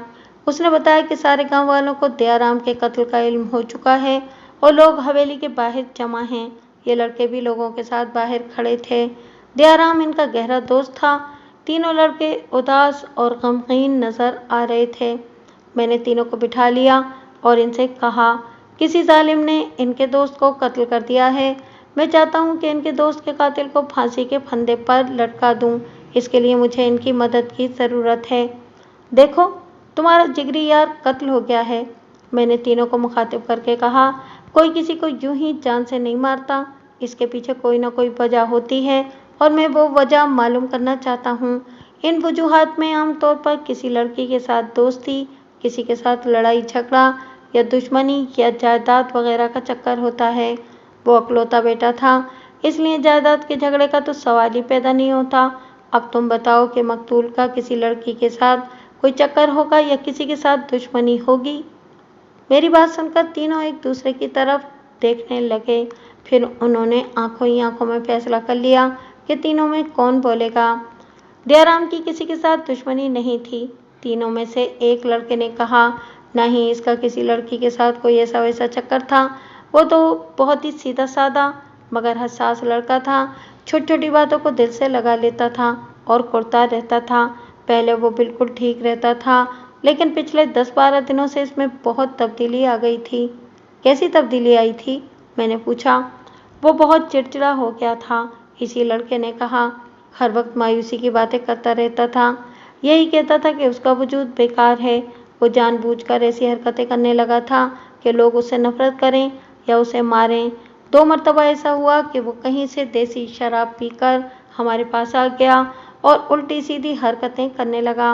वो ऐसी बुरी हालत में था कि देखकर दिल को दुख होता था कि इतने शरीफ वालिदैन का बेटा ऐसी हरकतें कर रहा है। एक मरतबा तो उसने हद ही कर दी। गांव के मोची की जवान बेटी गुजर रही थी। दयाराम ने उसका रास्ता रोक लिया और उससे उल्टी सीधी बकवास करने लगा। लड़की घबरा गई मगर उसने कुछ न कहा, क्योंकि इसे मालूम था कि ये नंबरदार का बेटा है। चंद और लोगों ने भी ये मंजर देखा मगर दयाराम को कुछ भी न कहा, बस प्यार से समझा दिया। मैंने दयाराम से कहा कि वो एक कमीन लड़की से क्यों मुंह लगा रहा था। अगर ऐसा काम करना ही है तो अपने बराबर के खानदान की लड़की देखो। सबसे बड़ा कमीना मैं खुद हूँ, दयाराम ने जवाब में कहा। मैं नीच और घटिया हूँ। ऐसी हरकतें तो नाकाम आशिक किया करते हैं। मैंने कहा, जरूर तुम्हारे दोस्त को किसी लड़की ने ठुकरा दिया होगा। अगर ऐसी कोई बात होती तो हमसे छुपी न रहती, दयाराम के दूसरे दोस्त ने कहा। खास तौर पर मुझसे वो कोई बात नहीं छुपाता था। इस लड़के ने बात खत्म करके मेरी आंखों में आंखें डाली और एक इशारा किया।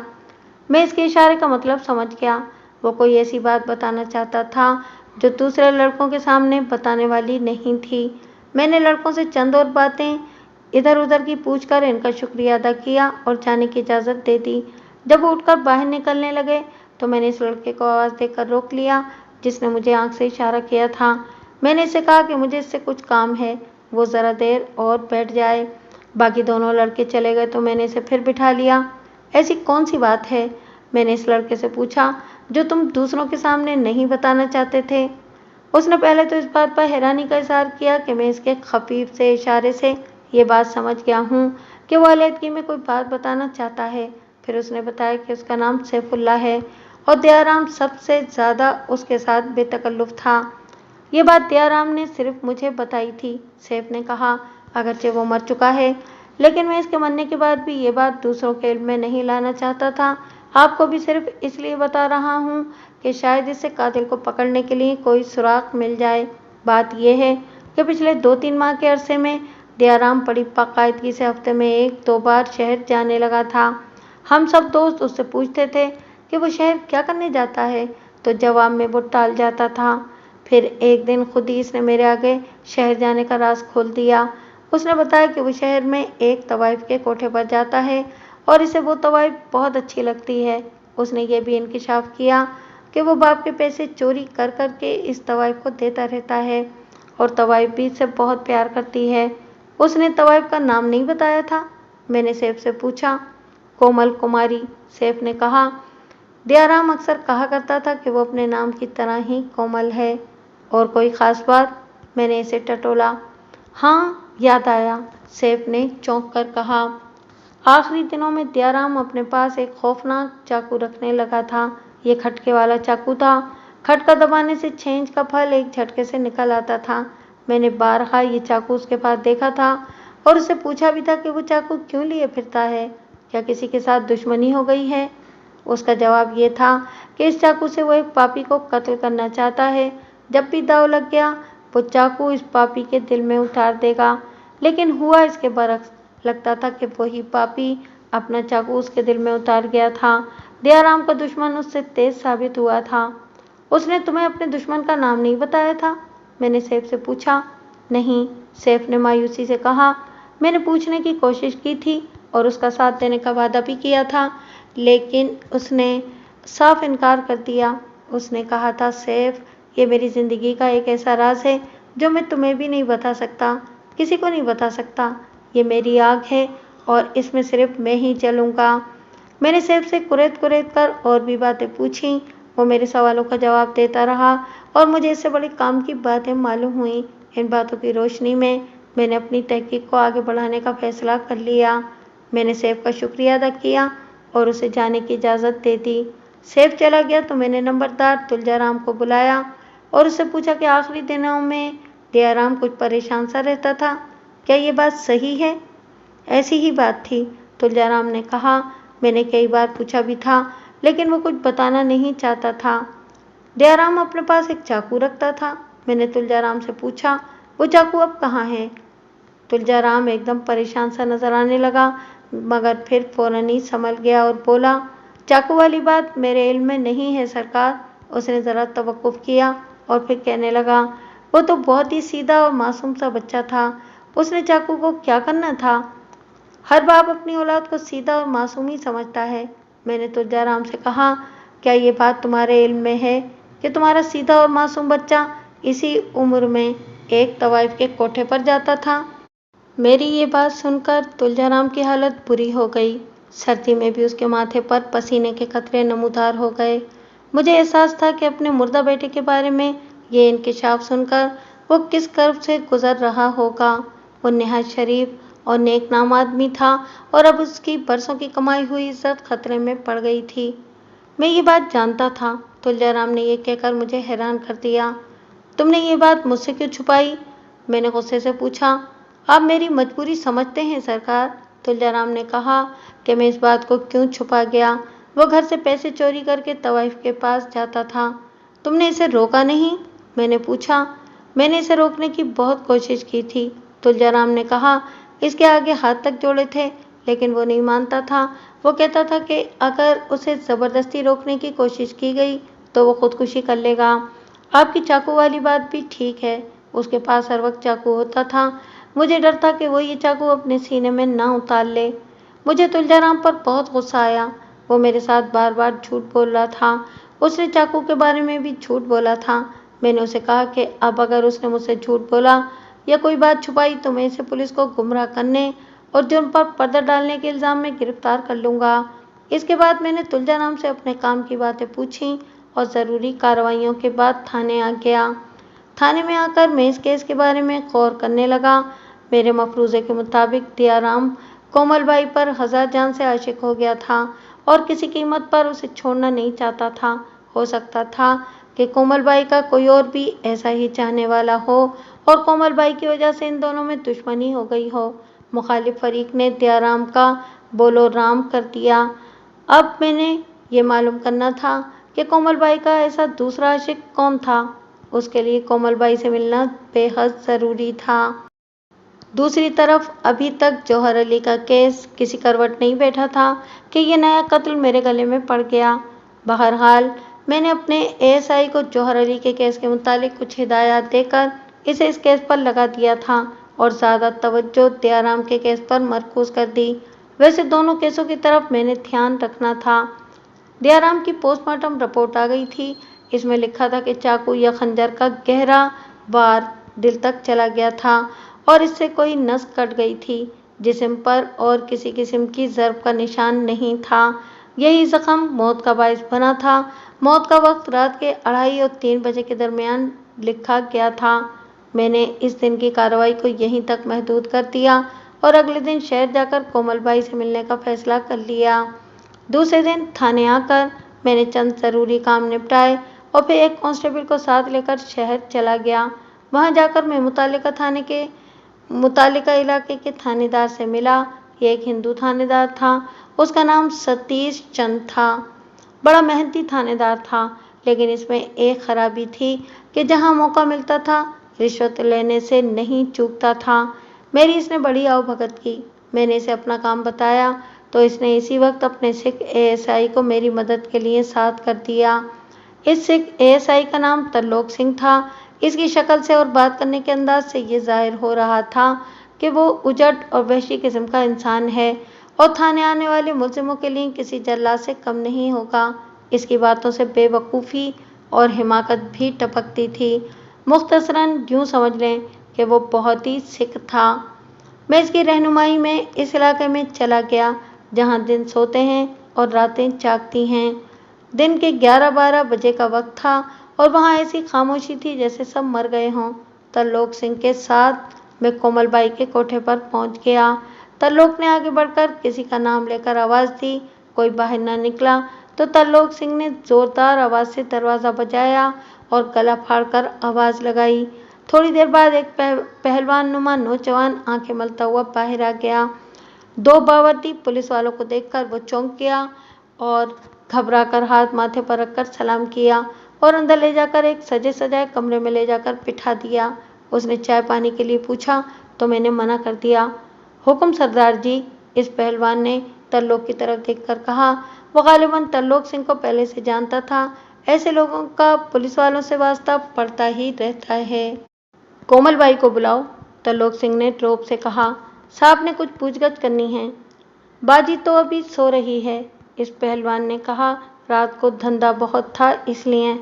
ओए उठा इस गश्ती को, तरलोक ने इंतहाई नंगी गाली देकर कहा। इतने जूते मारूंगा कि मगज नाक के रास्ते बह जाएगा।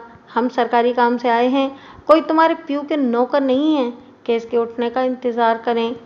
वो पहलवान कान दबाकर भाग गया। थोड़ी देर बाद वो आया और बताया कि बाजी को उठा दिया है, थोड़ा इंतज़ार करें, वो तैयार होकर अभी आती है। पहलवान की बात सुनकर तरलोक सिंह का पारा फिर चढ़ गया। वो फिर सिक्कों वाली नंगी गालियां बकने लगा। हम इसके कमरे में जाएंगे, तरलोक सिंह ने कहा। हम तफ्तीश करने आए हैं, मुजरा सुनने नहीं आए कि वो तैयार होकर आएगी। पहलवान परेशान होकर तरलोक सिंह का मुंह तकने लगा। वो फिर अंदरूनी हिस्से की तरफ चला गया और थोड़ी ही देर बाद आकर कहने लगा, अंदर आ जाएं। हम इसकी रहनुमाई में चलते हुए एक कमरे के दरवाजे पर पहुंच गए। पहलवान ने दरवाजे पर दस्तक दी और फिर हमें अंदर जाने का इशारा किया। हम अंदर चले गए। बड़ी खूबसूरती से सजा हुआ कमरा था। कोमल ने माथे तक हाथ ले जाकर और थोड़ा झुककर हमें सलाम किया। ये तवाइफों का ख़ास अंदाज था। कोमल मेरी तवक्कुआत के बरक्स निकली। मेरा ख्याल था कि वो कोई नौखेज़ लड़की होगी जिस पर दयाराम जैसा नौजवान मर मिटा, लेकिन वो मेरे अंदाजे के मुताबिक 25-26 बरस की थी। उसके चेहरे और जिस्म को देखकर उसकी सही उम्र का अंदाज़ा लगाना बड़ा मुश्किल था। मैं थानेदार था, मेरी और बाकी आम आदमी की नज़रों में बड़ा फ़र्क था। वैसे भी कोमल बाई इस वक्त मेकअप के बगैर थी। रात को मेकअप और तेज़ रोशनियों की चकाचौंध में उसका हुस्न कुछ और ही क़यामत ढाता होगा। वैसे उम्र से कतई नज़र इसमें गज़ब की कशिश थी, वरना इससे पहले कई तवाइफों को तफ्तीश के दौरान मेकअप के बगैर देखने का तजुर्बा कुछ अच्छा न था। कोमल ने चाय पानी के लिए पूछा, मगर मैंने इनकार कर दिया। फिर उसने पूछा कि वो हमारी क्या खिदमत कर सकती है। मैंने इससे कहा कि इसके बाद दयाराम नामी एक नौजवान आता था, मैं उसके मुतालिक बात करने आया हूँ। हाँ, वो बड़ा प्यारा आदमी है, कोमल ने कहा। कुछ दिनों से नहीं आया। क्या वो तुम्हारा बाकायदा कस्टमर था? मैंने पूछा। ऐसा न कहें सरकार, कोमल बाई ने चौंक कर कहा। वो मेरे लिए गाहक नहीं है, वो नासमझ और कमसिन था। मैंने कहा, तुमने इसे अपने नाज़ो अंदाज में फांस रखा होगा। वो एकदम तड़प सी गई और कहने लगी, आप दयाराम के लिए था का लफ्ज़ क्यों इस्तेमाल कर रहे हैं? मैंने इसे जानबूझकर नहीं बताया था कि दयाराम को किसी ने कत्ल कर दिया है। मैं किसी मुनासिब मौके पर ये इंकिशाफ करना चाहता था। मैंने बेहतर समझा कि इसे असल बात बता दूं। दयाराम को कल रात किसी दुश्मन ने कत्ल कर दिया है। मैंने इसे बता दिया। वो एकदम लरस कर रह गई और ऐसी नजरों से मेरी तरफ देखने लगी जैसे कह रही हो कि तुम झूठ बोल रहे हो। मैं उसके कत्ल की तफ्तीश के सिलसिले में तुम्हारे पास आया हूँ। मैंने अपनी बात मुकम्मल की। देखते ही देखते कोमलबाई की खूबसूरत आंखों से मोटे मोटे आंसू बहने लगे और फिर वो हिचकियां ले लेकर रोने लगी। मैं और तरलोक सिंह हैरान होकर उसका मुंह देखने लगे। ये तवाइफें तो सिर्फ पैसे से प्यार करती हैं। इनकी नज़र गाहक की जेब पर होती है। जब तक जेब भरी रहे ये पास रहती हैं और जेब खाली होते ही धुतकार देती हैं। कोमलबाई का ये रूप हम दोनों के लिए निराला और ना समझ में आने वाला था। मेरे दिल में ये ख्याल आया कि हो सकता है कि दयाराम और कोमलबाई एक दूसरे से सच्ची मोहब्बत करने लगे हों। कोमल ये पेशा छोड़ना चाहती हो। ऐसे कई वाक़यात हुए थे कि कोई तवाइफ दिल के हाथों मजबूर होकर अपने किसी चाहने वाले कस्टमर के साथ भाग गई हो। मुझे इस पर गुस्सा आने लगा कि उसने अपने से बहुत छोटी उम्र के लड़के को फांस रखा था। ये लैला मजनू का ड्रामा बंद करो, मैंने गुस्से से कहा। वो तुम्हारे बेटे की उम्र का था। आपने बिल्कुल ठीक कहा सरकार, उसने रुंधी हुई आवाज़ में कहा। वो मेरे बेटे की ही उम्र का था। मैं इसे बेटा ही समझती थी। फिर उसकी हिचकी बंद गई। कोमलबाई बार बार मुझे हैरान कर रही थी। मैंने उससे कहा कि वो पूरी बात सुनाए कि वो दयाराम को गाहक की बजाय अपना बेटा क्यों समझती थी और क्या दयाराम भी उसे माँ समझता था। वो बदनसीब मेरा कस्टमर बनकर आता था, कोमलबाई ने दुखी लहजे में कहा। मेरे ऊपर दूसरों की तरह नोट फेंकता था। मुझे उसके नोट पत्थरों की तरह लगते थे। मैंने इसे नोट फेंकने से मना करती थी तो वो कहता था कि मैं दूसरों को क्यों मना नहीं करती। एक बार उसने जज्बाती होकर मेरे नज़दीक होने की कोशिश की तो मैंने उसे थप्पड़ मार दिया। कोमलबाई ने बड़ी लंबी बात सुना दी। मैं आपको मुख्तसर करके अपने अल्फाज में कोमल की कहानी सुना देता हूँ। दयाराम पहली बार कोमल के कोठे पर आया तो ये भोला भाला नौजवान उसके दिल को बहुत अच्छा लगा। साफ नजर आ रहा था कि वो किसी इज्जतदार घराने का शरीफ सा लड़का है। कोमल इस पर खुसूसी तवज्जो देने लगी। दयाराम भी गालिबन प्यार का तरसा हुआ था। वो कोमल के साथ दिल की बातें करता था। वो इसे अपने बेटे की तरह समझती थी, लेकिन दयाराम उसके साथ तमाशबीनों वाला रवैया रखता था। यहाँ मैंने कोमल से पूछा कि वो दयाराम को अपने बेटे की तरह क्यों समझती थी, जबकि वो इसके लिए अच्छा खासा मुनाफा बख्श ग्राहक था। कोमल ने बताया कि जब उसकी उम्र 16 साल की थी तो उसकी नथ उतरवाई की रस्म अदा की गई। उसका पहला कस्टमर इंतहाई दौलतमंद आदमी था और उसने मुंह मांगी कीमत दी थी। कुछ अरसे बाद उसने एक बेटे को जन्म दिया। उसको बेटे की शक्ल भी नहीं दिखाई गई और कहीं गायब कर दिया गया। इसका मकसद ये था कि एक मर्तबा फिर इसे कंवारी जाहिर करके किसी दौलतमंद से भारी रकम ऐंठी जाए। कोमल ने बताया कि हमारे यहाँ भाई खाते पीते हैं, खूब जान बनाते हैं और पहलवानी करते हैं, और अगर कोई तमाशबीन गुंडागर्दी करे या बदमाशी पर उतर आए तो इसे सीधा कर देते हैं। जो पहलवान हमें अंदर लेकर आया था वो कोमल का सगा भाई था। कोमल ने दयाराम को देखा तो उसे अपना बेटा याद आ गया। वो इसके साथ कुछ और तरह का प्यार करने लगी, मगर दयाराम उसके साथ ऊंची हरकतें करता था। साफ पता चलता था कि वो इस किरदार का लड़का नहीं है, बस जानबूझकर ऐसा बनने की कोशिशें करता है। एक बार तन्हाई में उसने कोमल के करीब आने की कोशिश की तो कोमल ने उसे जोरदार थप्पड़ मार दिया। इसके जवाब में दयाराम ने भी पूरी कुव्वत से इसे जवाबी थप्पड़ मारा। ये मर्दाना थप्पड़ था और इस कदर जोरदार था कि कोमल के मुंह से चीख निकल गई। चीख की आवाज़ सुनकर उसका पहलवान भाई आ गया। वो दयाराम की मरम्मत करना चाहता था, लेकिन कोमल ने उसे रोक दिया। फिर कोमल ने से पूछा कि वो गलीज़ ज़हन का आदमी नहीं है तो फिर ऐसी हरकतें क्यों कर रहा है। उसके जवाब में दयाराम के आंसू निकल आए। मैं गलीज़ नहीं हूँ, उसने कोमल से कहा, लेकिन गलाज़त की पैदावार तो हूँ ना। मैं अपने बाप का नहीं हूँ। मेरी माँ ने मुझे चोर दरवाजे से पैदा किया है।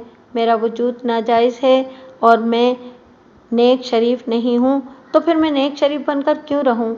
मैं चाहता हूँ कि सब मुझसे नफरत करें, मुझे धुतकार दें। तुम्हारे कोठे पर भी मैं इसी वजह से आता हूँ। कोमल ने दयाराम से पूछा कि इसे किस तरह यकीन है कि वो नाजायज़ औलाद है। اس کے جواب میں دیارام نے بتایا کہ گاؤں کا ایک آدمی اس کے باپ کی غیر موجودگی میں اس کی ماں سے ملتا تھا۔ چھوٹی عمر میں تو اسے پتہ نہ چلا کہ یہ اچھی بات ہے یا بری۔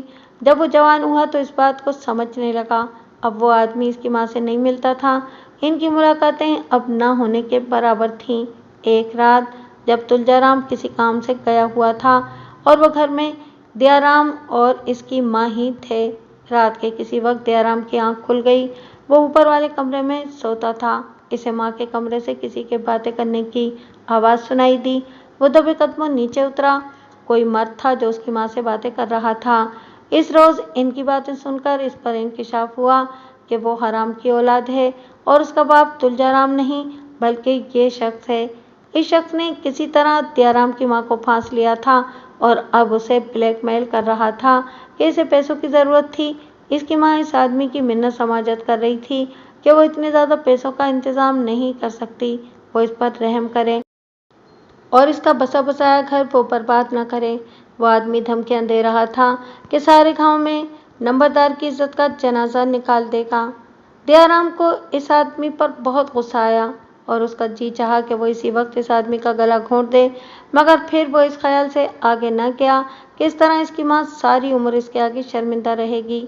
دیارام نے اس آدمی کو قتل کرنے کا پکا ارادہ کر لیا تھا۔ وہ صرف موقع کی تلاش میں تھا۔ اپنے اس پہلوان سے میرا ایک کام کرا دے گی؟ ساری بات سنا کر دیارام نے کومل سے کہا۔ کون سا کام؟ کومل نے پوچھا۔ اسی آدمی کو قتل کرنا ہے، دیارام نے کہا۔ جتنے پیسے لگیں گے میں دے دوں گا۔ کومل نے اسے کہا کہ وہ اس کا کام کرا دے گی، وہ حوصلہ رکھے۔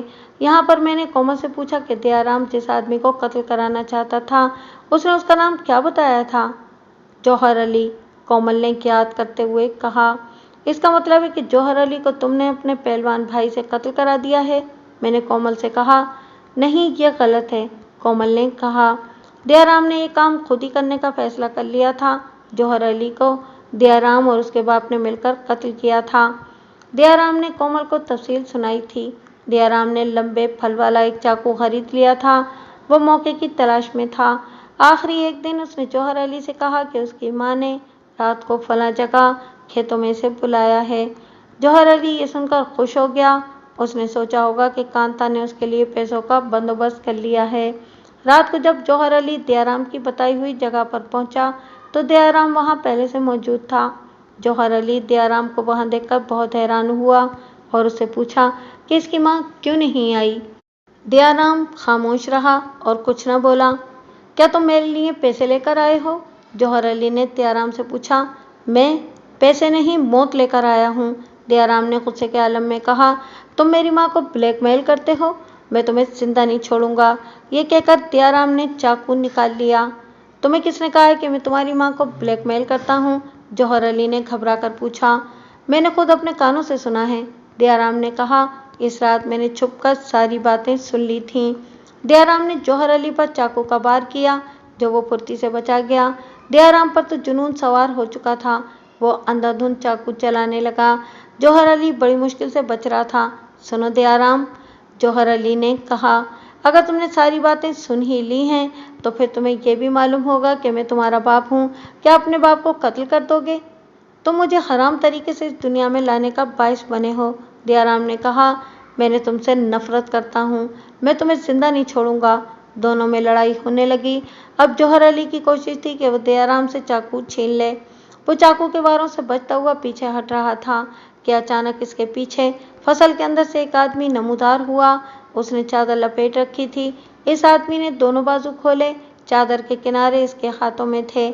اس وقت وہ کسی دیو پیکر چمگاڈر کی طرح لگ رہا تھا جو پر پھیلائے کھڑی ہو۔ اس آدمی نے جوہر علی کو پیچھے سے دبوچ لیا۔ جوہر علی اپنے آپ کو اس سے چھڑانے کی کوشش کرنے لگا مگر اس کی گرفت بہت مضبوط تھی۔ ادھر دیارام جنون کی حالت میں تھا۔ اس نے یہ سوچنے کی بجائے کہ جوہر علی کو پکڑنے والا کون ہے، جوہر علی کے پیٹ میں چاقو گھونپ دیا۔ جوہر علی کے منہ سے ہائے کی آواز نکل گئی مگر دیارام پاگل ہو چکا تھا۔ اس نے چاقو کے کئی وار جوہر علی پر کیے۔ اس دوران اسے پکڑنے والے آدمی نے اسے چھوڑا نہیں۔ جب زیادہ خون بہہ جانے سے جوہر علی پر غشی طاری ہونے لگی تو اس آدمی نے اسے چھوڑ دیا۔ جوہر علی نیچے گر پڑا۔ तब दयाराम ने इस आदमी की तरफ देखा और वो हैरान रह गया। वो इसका बाप तुलजाराम था। तुलजाराम ने दयाराम से कहा कि यहाँ से फौरन निकलो, कहीं कोई हमें देख ना ले। दोनों बाप बेटा घर पहुँच गए। तुलजाराम ने बेटे से खून आलू चाकू लेकर इसे अच्छी तरह धोकर अपने पास रख लिया। फिर दोनों ने अपने कपड़े धोए और आराम से लेट गए। दयाराम मेरे साथ हर बात कर लेता था। सारी बात सुनाकर कोमल बाई ने कहा, इसे कत्ल के बाद अगले दिन ही मुझे उसने ये सारी बात सुना दी थी। अब आपसे सुना है कि दयाराम को भी किसी ने कत्ल कर दिया है। आज मेरा बेटा जिंदा होता तो वो भी दयाराम जैसा होता। दोनों हराम की मौत मर गए।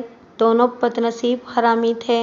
इसके साथ ही कोमल के ज़ब्त का बंध टूट गया और वो दो ऐसे बेटों के लिए रोने लगी जो इस दुनिया में चोर दरवाजे से आए थे और दुनिया वालों ने इन्हें इसी दरवाजे से वापस भेज दिया था। इस तवाइफ ने मेरा बहुत बड़ा मसला हल कर दिया था और जौहर अली के कत्ल का सुराग मिल गया था। अब एक और मसला खड़ा हो गया था और वो ये कि जौहर अली का कातिल खुद भी कत्ल हो गया और मुझे उसके कत्ल का सुराग लगाना था। मैंने कोमल बाई से पूछा कि यहाँ इसके कोठे पर कभी दयाराम का किसी के साथ लड़ाई झगड़ा तो नहीं हुआ? अगर ऐसी कोई बात है तो वो मुझे बता दे, इस तरह कातिल को पकड़ने में आसानी होगी। ऐसी कोई बात नहीं, कोमल बाई ने कहा। इसका यहाँ कभी किसी गाहक के साथ झगड़ा नहीं हुआ। वो मेरे बेटे जैसा था और मैं इसका एक माँ की तरह ख्याल रखती थी। फिर इसने ज़रा तवक्कुफ करके कहा, आप मेरी माने तो दयाराम के कातिल को गांव में ही तलाश करें। इसकी बात मेरे दिल को लगी कि अगर इसका यहाँ किसी के साथ लड़ाई झगड़ा नहीं हुआ था तो फिर कातिल गांव का ही कोई आदमी होना चाहिए। मैंने कोमल के ताउन पर इसका शुक्रिया अदा किया और कहा कि अगर इसके बयान की ज़रूरत पड़ी तो इसे अदालत में यही बयान देना होगा। उसने बड़े जज्बाती अंदाज में कहा कि वो अपने बेटे के कातिल को सजाए मौत दिलाने के लिए हर किस्म के ताउन के लिए तैयार है। मैंने इससे कुछ और बातें पूछी और फिर मैं तरलोक सिंह को साथ लेकर वहाँ से आ गया।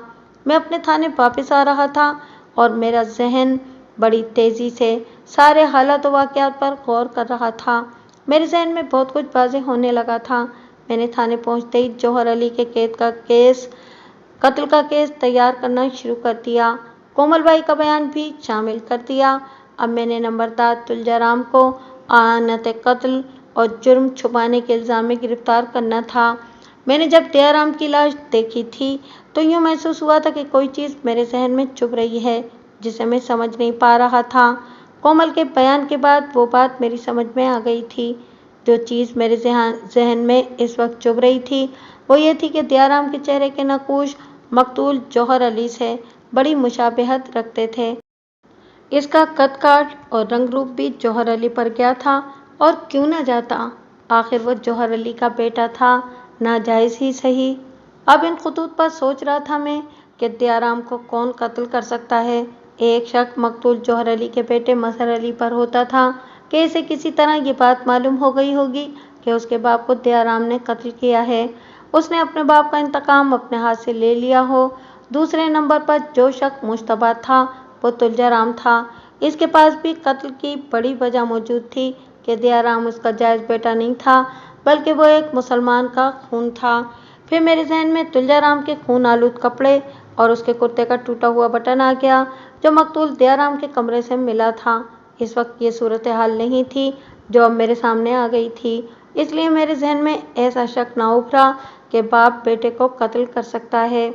तुलजाराम के हक में ये बात जाती थी कि अगर वो दयाराम को कत्ल करना चाहता तो इसी रात जब जौहर अली कत्ल हुआ था वो दयाराम को भी ठिकाने लगा सकता था। मैं जितना ज़्यादा सोचता गया उतना ही मेरा दिमाग उलझता गया। मेरे ऊपर झुंझुलाहट तारी होने लगी थी। मैंने जौहर अली के कत्ल के सिलसिले में तुलजाराम को गिरफ्तार करना ही था, इसलिए मैंने फैसला कर लिया कि पहले तुलजाराम को तफ्तीश की चक्की में डालूंगा और अगर उसने दयाराम के कत्ल का इकरार ना किया तो फिर मकतूल जौहर अली के बेटे मजहर अली को रगड़ा दूंगा। यही सोचकर मैंने नंबरदार तुलजाराम को गिरफ्तार करने का फैसला कर लिया। मैंने अपने एएसआई को कहा कि वो तुलजाराम को थाने लेकर आ जाए और ये ना कहे कि इसे गिरफ्तार किया जा रहा है, बस इसे कहे कि थानेदार ने बुलाया है। एएसआई एक कांस्टेबल के साथ चला गया। तकरीबन 1 घंटे बाद वो कांस्टेबल जो एएसआई के साथ गया था वो वापस आ गया। उसने बताया कि नंबरदार तुलजाराम की बीवी सुबह सवेरे सख्ते की हालत में ही चल बसी है और अब उसके क्रियाक्रम का इंतजाम हो रहा है।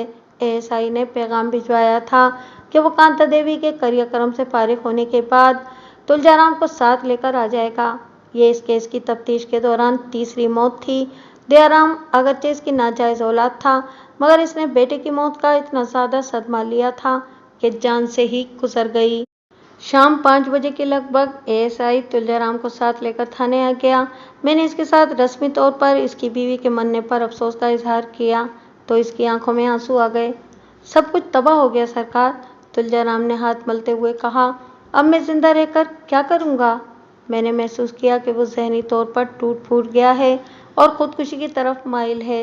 ये सूरत हाल मेरे लिए साजगार थी। मैं बातों बातों में जौहर अली के कत्ल की तरफ आ गया। फिर मैंने इससे कहा कि मुझे तमाम बात मालूम हो गई है कि मकतूल जौहर अली को दयाराम और उसने मिलकर कत्ल किया है और यह कि मुझे शक है कि अपने बेटे दयाराम को भी उसी ने कत्ल किया है। तुम खुद बयान दोगे या मैं सारा वाकया बयान करूं? मैंने इससे कहा, अगर खुद बयान दे दोगे तो मैं तुम्हारे साथ रियायत करूंगा और केस को नरम बनाऊंगा। मैं किसी किस्म की रियायत नहीं लेना चाहता, तुलजाराम ने टूटे हुए लहजे में कहा। आप मेरा इकबाली बयान लिख लें कि जौहर अली को और दयाराम को मैंने ही कत्ल किया है। मुझे फांसी पर लटका दें। इसके बाद वो फूट फूट कर रोने लगा। कहते हैं कि चुपड़ी और दो यही सूरत हाल मेरे साथ थी। कहाँ मैं एक कत्ल का सुराग लगाने के लिए परेशान हो रहा था और कहाँ दोनों केसों का मसला हल हो गया था। तुलजाराम ने बड़ी तफसील से बयान दिया था। मैं उसका बयान अपने अल्फाज में सुना देता हूँ। जिस रात दयाराम ने मकतूल जौहर अली को कत्ल करने के लिए खेतों में बुलाया था और खुद इसको कत्ल करने के लिए रात को घर से निकला तो इत्तेफाक से तुलजाराम ने उसे देख लिया और चोरी छुपे उसका पीछा करते हुए मौका वारदात तक पहुंचकर फसल में छुप गया। फिर दयाराम और जौहर अली की बातों से इस पर इंकशाफ हुआ कि दयाराम तो दरअसल उसका बेटा ही नहीं, उसकी बीवी ने उसको धोखा देकर जौहर अली के साथ ताल्लुकात कायम कर लिए थे और इसी के नतीजे में दयाराम पैदा हुआ। इसका खून उबलने लगा। उसने जौहर अली को अचानक पीछे से जाकर दबोच लिया और दयाराम को मौका दिया कि वो चाकू के वार करे। जब जौहर अली मर गया तो वो दयाराम को साथ लेकर घर आ गया, चाकू धोया, फिर कपड़े धोए। इसकी बीवी कांता ये सब कुछ देख रही थी। इसे नहीं मालूम था कि दोनों बाप बेटा क्या कर आए हैं। तुलजाराम को अपनी बीवी से बड़ी मोहब्बत थी।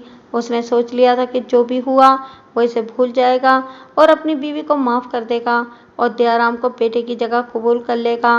वो बुनियादी तौर पर शरीफ आदमी था और हालात से समझौता करना चाहता था। लेकिन अगली सुबह जब पूरे गांव में जौहर अली के कत्ल की खबर फैल गई तो कांता समझ गई कि जौहर अली को किसने कत्ल किया है। इसके साथ ही कांता के दिल में ये बात आई कि इसका भेद खुल गया है कि दयाराम इसके और जौहर अली के गुनाह का नतीजा है। वो बाप बेटे का सामना करने से कतराने लगी। दूसरी तरफ तुलजाराम ने इससे इस सिलसिले में एक लफ्ज़ भी ना कहा, लेकिन कांता बड़ी हसास थी। वो औलाद की ख्वाहिश में एक गुनाह कर बैठी थी और अब इस इंकशाफ के बाद ये इसके खामिन और बेटे पर उसका गुनाह खुल चुका है। वो दोनों का सामना करने से कतराने लगी। आखिर तुलजाराम ने इससे खुलकर बात की कि जो कुछ हो चुका है वो इसे भूल जाए, इसे इससे कोई शिकायत नहीं। तुमने तो मुझे माफ़ कर दिया है, कांता ने तुलजाराम से कहा, लेकिन बेटा कभी माफ़ नहीं करेगा। वो जिन नज़रों से देखता है, मेरा जी चाहता है कि इन्हीं कदमों पर खड़ी खड़ी मर जाऊं। एक माँ के लिए इससे बड़ी जिल्लत और क्या होगी कि इसके बेटे को इल्म हो कि इसकी माँ ने इसे चोर दरवाजे से पैदा किया है। वो जब भी मेरे सामने आएगा मेरी मौत होगी।